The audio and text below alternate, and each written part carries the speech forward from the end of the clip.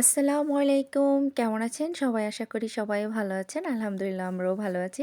আজকে চিংড়ি মাছ দিয়ে সিম দিয়ে রান্না করব। তো এখানে আমি রসুন বাটা দিয়ে দিচ্ছি। আগে পেঁয়াজগুলো ভেজে নিয়েছি। সেটা স্কিপ হয়ে গেছে।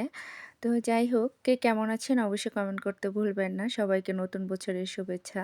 কে কোথায় থেকে আমার ভিডিওটা দেখছেন সবাই অবশ্যই কমেন্ট করে জানাবেন। সবাই কেমন আছেন, ভালো আছেন কিনা সেটাও জানাবেন। তো দেখেন এখানে আমি পেঁয়াজটাকে ভালো করে ভেজে নিচ্ছি। আমি সাধারণত বাসায় যেভাবেই সিম রান্না করি, আজকে ওইভাবেই রান্নাটা আপনাদের সাথে শেয়ার করছি। কোনো ভিডিও শেয়ার করছি না, রান্নার কোনো রেসিপি দেখাচ্ছি না। জাস্ট নিজের মতো করে রান্না করছি। এখানে হলুদ দিয়ে দিলাম আর একটু জিরা গুঁড়ো দিলাম। সিমের মধ্যে সাধারণত একটু জিরা গুঁড়া দিলে ভালো লাগে। স্বাদ মতো করে মরিচের গুঁড়া দিয়ে দিলাম।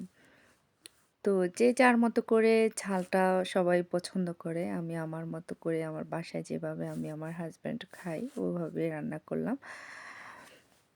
সবার কেমন যাচ্ছে ২০২৫ সাল অবশ্যই কমেন্ট করে জানাবেন। এখানে আমি চিংড়িটা দিয়ে দিচ্ছি। যে যার মতো করে চিংড়ি মাছ দিতে পারেন। অনেকে বেশি চিংড়ি দিতে পারেন, অনেকে কম চিংড়ি ইউজ করেন। আমিও প্রায় এখানে ৩ টা চিংড়ি নিয়েছি। তো এখন এই মশলাটাকে ভালো করে চিংড়ির মধ্যে ভালো করে কষিয়ে নেব। এখন একটু গরম পানি দিয়ে দিচ্ছি। দিয়ে আমি এখানে ঢাকনা দিয়ে দেব। ভালো করে মশলাটা চিংড়ি মাছটা কষানো হলে তারপর আমি সিমটা এখানে ইউজ করব।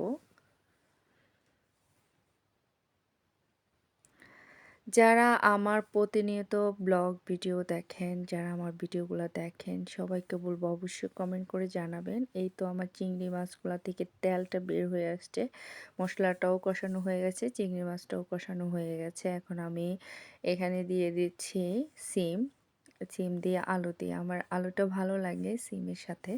তো এখানে আমি সিম, দেশি সিম আসলে দেশের বাইরে যে সিম পাওয়া যায় সেটা দেখে বোঝা যাচ্ছে।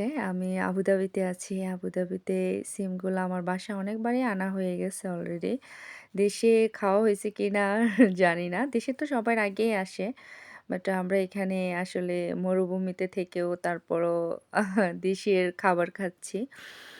তো দেখেন সিমের কালারটা খুব সুন্দর আসছে। এখন আমি এটাকে কিছুক্ষণের জন্য ঢাকনা দিয়ে রেখে দেব।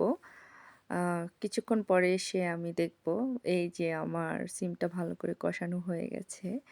আমি আসলে মসলার মধ্যে চিংড়ি মাছের মধ্যে মসলাটা ভালো করে কষানো হলে, সবজিটা কষানো হলে তারপর এটার মধ্যে একটু পানি দিই।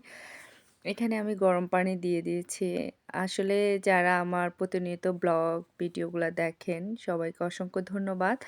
যারা আমার ভিডিও পছন্দ করেন তারা অবশ্যই কমেন্ট করে জানাবেন আপনাদের আমার রান্না কেমন হইছে। যে যার মতো করে রান্না করে, আমি আমার মতো করে রান্না করছি। আপনারা কি আমার মতো করে রান্না করেন? অবশ্যই কমেন্ট বক্সে জানাবেন। কে কোথায় থেকে দেখছেন সেটাও কমেন্ট বক্সে জানাবেন। কোন দেশে বা কোন এরিয়াতে এভাবে রান্না করে অবশ্যই কমেন্ট করে জানাবেন।